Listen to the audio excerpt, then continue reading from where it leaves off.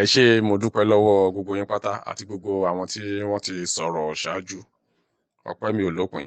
Mo sì dúpẹ́ lọ́wọ́ gbogbo wa pátá náà tá a jọ wà nínú struggle Yorùbá Nation yìí náà. Àkòrí ọ̀rọ̀ tèmi máa sọ, a lè pè ní gbígba Yorùbá kúrò ní ẹnu ìkookò. Bẹ́ẹ̀ ni, gbígba Yorùbá kúrò ní ẹnu ìkookò. Àwa ìran aládé tá a bá wò dáadáa, a rí wípé ẹnu ìkookò gbáà ni a wà, tí ó sì pín sí oríṣiríṣi ọ̀nà. Ṣùgbọ́n kí n tó máa bá ọ̀rọ̀ náà lọ, ọdún tá a wá 2021 igan ló pé 200 years, igba ọdún tí àwọn ìran adaran, àwọn ìran Fúlàní tí wọ́n jí bàbá wa Bishop Àjàyí Crowther tí wọ́n jí gbé tí wọ́n tà sí oko ẹrú. Wọ́n jí gbé wọ́n tà sí oko ẹrú ní 1821. Bàbá náà wà ní ọmọ ọdún 13 ńgbà náà lọ́hùn. Ọdún igan ló pé 200 years. Ẹ lè lọ gọ́gù ẹ̀ kó tó di pé orí kó bàbá náà yọ. Bishop Samuel Àjàyí Crowther òun ni àkọ́kọ́ bishop ní gbogbo ilẹ̀ Áfíríkà. Òun ló tú bíbélì láti èdè òyìnbó sí èdè Yorùbá. Òun náà ni ẹni àkọ́kọ́ tó kọ́kọ́ kọ èdè Ìgbò. Wọn kọ èdè Ìgbò tẹ́lẹ̀, òun ni ẹni àkọ́kọ́ tó kọ́kọ́ kọ. A tún gbọ́ pé òun náà ló tún kọ èdè tó change bíbélì náà láti èdè òyìnbó náà sí èdè àwọn gbárí. So ẹ wá wo orí huge talent yẹn, bí àbá ṣe sọrú ẹni yẹn nù nìyẹn tí ò bá ṣe wípé orí kó bàbá náà yọ tí ó fi di pé ó jàjàbọ́ tó tún fi lè padà wá sí ìran bàbá ẹ̀. Kò wá ń ṣe àwọn nìkan. The same thing ní 1823 à ń pe bàbá kan ní Frederick Adédèjì Astrop. Àwọn Fúlàní náà jí gbé ní 1823 tí wọ́n tà fún àwọn oníṣòwò Denmark kó tó di pé orí kó bàbá náà yọ. Bàbá náà padà wá jẹ ọba ní ìlú Iléṣà. Ìyẹn la fi ní àwọn Astrop family tí ó jẹ́ bí èdè àwọn òyìnbó tá a ṣe ní Astrop family ní Iléṣà tí wọ́n sì ń jẹ ọba ń bẹ̀ di ọ̀la. Bàbá náà jẹ ọba ní 1896 kó tó di pé ó wá papòdà níbi around 1906 or 1905 thereabout. So irú àwọn ọṣẹ́ tí àwọn people ìtàn ti ń ṣe fún wa nìyẹn. Kò dẹ̀ ń ṣe pé wọ́n ṣẹ̀ṣẹ̀ bẹ̀rẹ̀. Ẹ rí wípé a sọ̀rọ̀ 200 years ago. So ẹ rí pé ìrìn àjò náà ti bẹ̀rẹ̀. Wọ́n dẹ̀ ní mission, wọ́n ní plan burúkú sí wa. Wọ́n dẹ̀ ti sọ pé sọ́nà ńgbà kan náà rí ńgbà tán sọ pé wọ́n fi wé láwàní fún Abdulsalami ní Ìlọrin gbà yẹn wípé Kùránì tí àwọn gbélé lọ́wọ́ àwọn fẹ́ kí ó lọ rí mọ́ etí òkun náà ni. Ìyẹn ni wípé kán subjugate gbogbo ilẹ̀ Yorùbá kí wọ́n fi àwọn emir àwọn sí gbogbo ibẹ̀ kan create as an emirate council tó jẹ́ pé àwọn Fúlàní náà máa jẹ ọba náà. Wọ́n sì ti ń gbé ìgbésẹ̀ náà ní gbogbo oríṣiríṣi ọ̀nà. So ẹ jẹ́ ká kọ́kọ́ mú láti orí ọ̀rọ̀ insecurity. Ní ilẹ̀ Yorùbá wa ń sìn ètò ààbò ó ti mẹ́hẹ̀ jù láti ọwọ́ àwọn adaran. Olóko ò lè lọ sóko, olódò ò lè lọ sódò. Ọ̀pọ̀lọpọ̀ àwọn ìlú wa iṣẹ́ àgbẹ̀ ni àwọn baba ńlá baba wa ń ṣe. Owó kòkó la fi kọ́ cocoa house látàrí ìdí iṣẹ́ àgbẹ̀ yìí náà ni. Ṣùgbọ́n ń sìn tán bá wá dá àwọn oko náà sílẹ̀, àwọn adaran kó màlúù wá, wọ́n á fi jẹ oko wọn. Bí olóko bá gbójú sókè pé ẹ báwo lẹ ṣe ṣe eléyìí, ẹ má ṣe eléyìí fún àwa, pípa ni. Wọ́n á dọ́bìnrin lójú ọ̀nà, wọ́n á bẹ̀rẹ̀ sí rape wọn náà, wọ́n á fipá bá wọn ní àjọṣepọ̀. Gbogbo oríṣiríṣi àwọn atrocity bíi eléyìí náà ló ń lọ lọ́wọ́. Jíjínigbé ńkọ́? Ẹgbẹ́ ṣe bẹ̀rẹ̀ wẹ́rẹ́wẹ́rẹ́ náà ní Benue pẹ̀lú Plateau State kó tó di pé agbára ò ká mọ́ títí di àsìkò yìí tí à ń sọ̀rọ̀ lọ́wọ́. Kódà tó di wípé ó máa wá mú wa lómi torí ó ti bẹ̀rẹ̀ bẹ́ẹ̀ náà ní ilẹ̀ wa náà. Ṣùgbọ́n kó tó mú wa lómi náà la ṣe ń ké gbàjarè, la ṣe ń pariwo síta pé gbogbo apáta jẹ́ ká dìde ká gba Yorùbá kúrò ní ẹnu ìkòkò yìí. Ìyẹn nípa ọ̀rọ̀ tí insecurity yẹn. Ẹ̀yin ẹ wo àwọn Ìbàràpá àṣìṣe wa. Gbogbo apáta ńlá mọ̀ nǹkan tó ṣẹlẹ̀ ní Ìgàngán. Pàálẹ̀ kínní pàálẹ̀ kejì bí ojú náà ò bá fọ́ ràbàràbà ló máa wò. Tá dẹ̀ wọlé ní òru náà, ọmọ òru là ṣìkà. Òru náà ni wọ́n máa ń wọlé tí wọ́n dẹ̀ lọ máa kíná bọlé tí wọ́n máa pa àwọn èèyàn tí wọ́n máa ṣá wọn ní àdá. So gbogbo eléyìí náà dẹ̀ rí bẹ́ẹ̀ òun rí bẹ́ẹ̀ òun rí bẹ́ẹ̀. A rí kí ìjọba Fúlàní náà gbé ìgbésẹ̀ kankan náà láti lè ṣe lé lórí. Wọ́n prosecute anybody rí. Kán ti arrest wọn àbí kán gbé wọn lọ sí ilé ẹjọ́ àbí kán tẹ̀ náà jù wọn sẹ́wọ̀n. Láwọn tó ń pààyàn ní ojoojúmọ́. Ẹ̀yin ẹ wo ìlú kan náà tán pè ní Ìwòye Kétu ní Ogun State ńbẹ̀. More than 5,000 people náà ti displace tí wọ́n ti lọ ń ṣe àtìpó ní ilẹ̀ olómìnira Benin Republic. So àwọn highway wa àwọn èèyàn ò lè kọjá lọ mọ́ láì ṣe pé inú fo àyàfo. Ọmọ bàbá wa ìyẹn olórí Afẹ́nifẹ́re bàbá Fáṣọ̀rántì, arábìnrin Fúnkẹ́ Ọlákùnrin, àwọn èèyàn náà ni wọ́n dá ẹ̀mí ẹ̀ légbodò tí wọ́n ṣe ikú pa ní orí highway Ọ̀rẹ́ sí ìlú Benin tí wọ́n pa màmá náà dànù. Ìyẹn iṣẹ́ wọ àwọn Fúlàní náà ni. Mélòó la fẹ́ kà. Àìmọye ìgbà náà ti bí ẹ̀bí 2 sí 3 náà jí bàbá wa Olúfàlàyé gbé. Tán dẹ̀ rí wọn mọ́nà tó jẹ́ pé àwọn Fúlàní náà ni. So kí ni nǹkan tá a tún wá, kí ni nǹkan tá a tún sọ? Ẹnu ìkookò gbáà ni a wà. Ọba Olúfọ̀ of Ifá ńkọ́? tó ń bọ̀ láti àyè ìpàdé àwọn lọ́balọ́ba láti Àkúrẹ́ tó padà sí ìlú ẹ̀ tí wọ́n dá ní ojú ọ̀nà náà tí wọ́n sì gbẹ̀mí ọba náà, first class ọba aládé.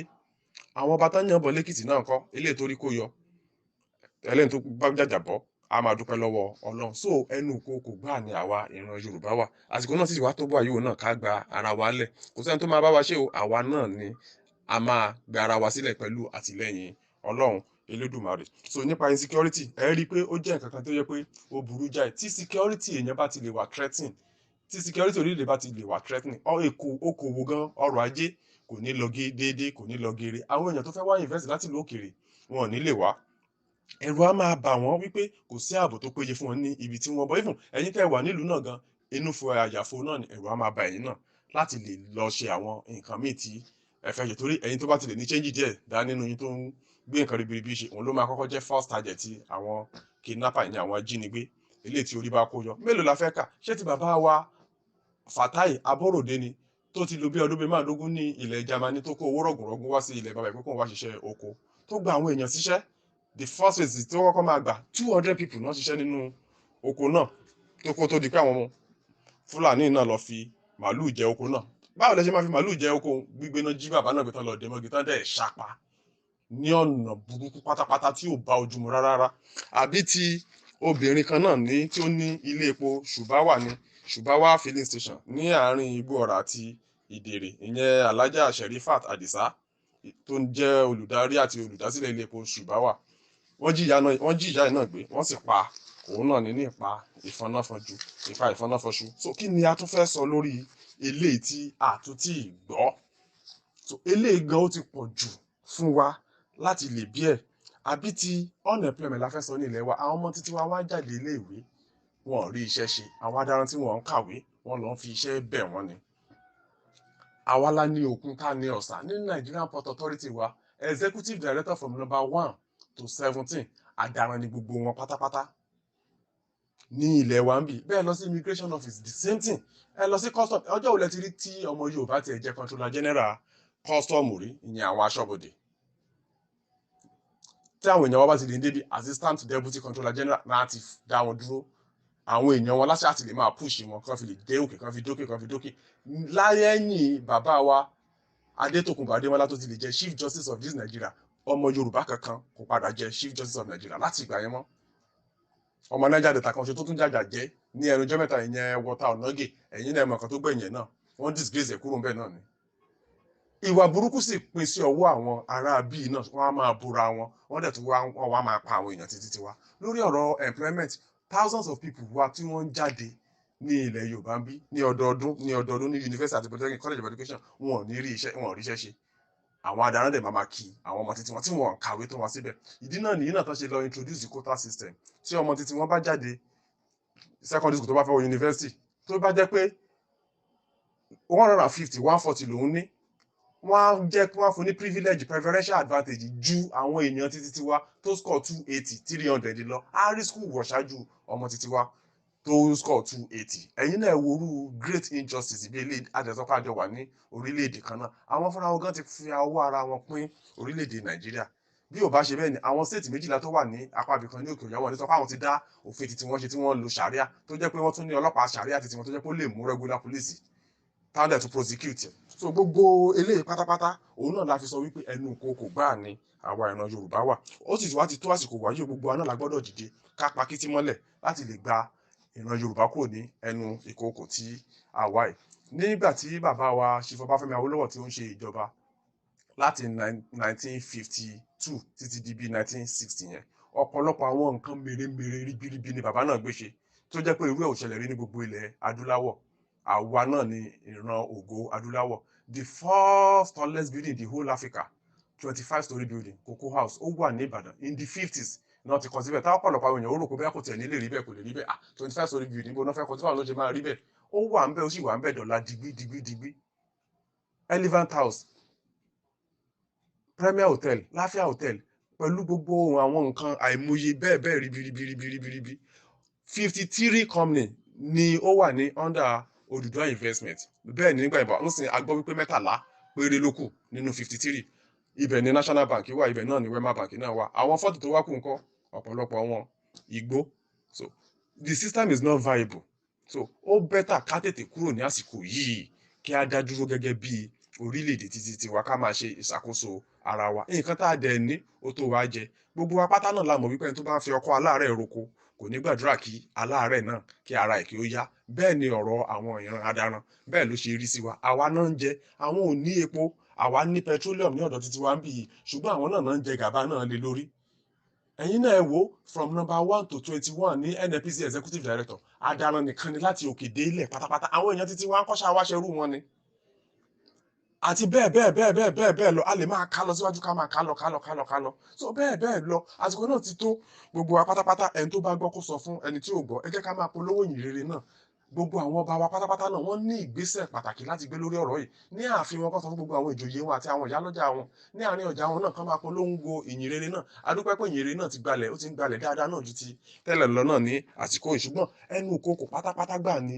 Yorùbá wà so káyọ̀tì dìde ká gbára wa kúrò ní ẹnu kòkò gbogbo náà láti mọ nǹkan tí kòkó máa ṣe fún ẹran tí ó bá mú ó máa jẹ ẹran náà á dẹ̀ tún jẹ kan eegun náà ni ẹ má jẹ́ kán fi nǹkan kan fi wá tọ̀ wá kán fi tàn wá jẹ kán fi tù wá lójú nítorí ọjọ́ ọ̀la wa àti ọjọ́ ọ̀la àwọn ọmọ wa so ìdí náà nìyí gbogbo wa pátápátá kó tó di pé wọ́n ṣàwọn máa pa gbogbo àwọn ọba wa náà tán táwọn máa fi àwọn ẹ̀mí àti mẹ́ta máa wé láwà nílé wọn lórí ó di pálẹ̀ kan gà ó di pálẹ̀ kan gà Yorùbá ò ní dọ̀bálẹ̀ fẹ́ nìkankan ìran Yorùbá ni wájú ṣe bí Yorùbá láàrin Yorùbá ò ní kọ́ṣe ẹnìkankan àwọn náà máa dọ̀bálẹ̀ fún wa ní ìgbà náà tá a bá sì ti gba ilẹ̀ olómìnira wa náà tán a sọ pé káwọ́sá má gbèbí àní kí Ìgbò má gbèbí ṣùgbọ́n wọ́n gbọ́dọ̀ abide pẹ̀lú law and regulation wa tí ó ti wà nílẹ̀ a fẹ́ mọ ibi tẹ́ ẹ̀ ń gbé a fẹ́ mọ iye táìmù tẹ́ ẹ fẹ́ lò ẹ máa gba residential permit bóyá ọdún méjì lẹ máa gbà bóyá ọdún mẹ́ta ni tó bá tó ti tán ẹ lè renew ẹ̀ a dẹ̀ fẹ́ mọ ibi tẹ́ ẹ̀ kó ṣe pé máa gbé nínú igbó ẹ wá máa yọjú ní òru ẹ wá máa ṣe ọṣẹ́ fún àwọn èèyàn wa náà kò ní rí bẹ́ẹ̀ àwọn èèyàn tí wọ́n náà ṣáà ń gbé nílùú bòmínà tí wọ́n dá wàhálà lẹ̀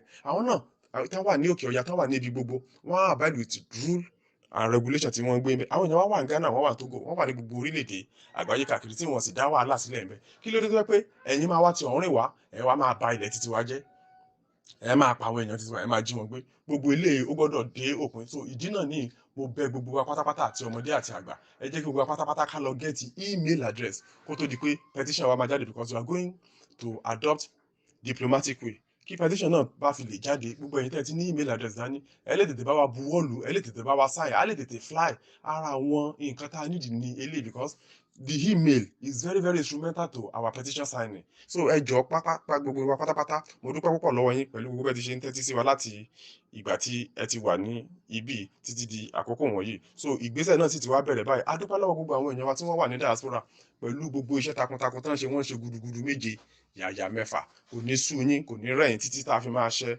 ogun Ọlọ́run á gba ilẹ̀ wa fún wa Elédùmarè dé ìgbìyànjú wa ládé mo sì dúpẹ́ lọ́wọ́ àwọn bàbá wa náà ìyẹn Professor Banji Akíntóyè àti gbogbo àwọn tí wọ́n ń ṣe alátìlẹ́yìn fún wọn náà George Akínọlá Victor Taiwo pẹ̀lú gbogbo àwọn èèyàn pátápátá tí a wà lórí struggle yìí àtàwọn media outfit wa náà Citizen Ìwà Ìgbẹ̀du àti Ọmọborí Owó everybody ní orí struggle yìí náà Ọlọ́run á dé ìgbìyànjú wa ládé àníṣe sá so ọ̀rọ̀ mi ò lópin orúkọ mi ni Abíọ́dún Olówókéré ẹ ṣé púpọ̀.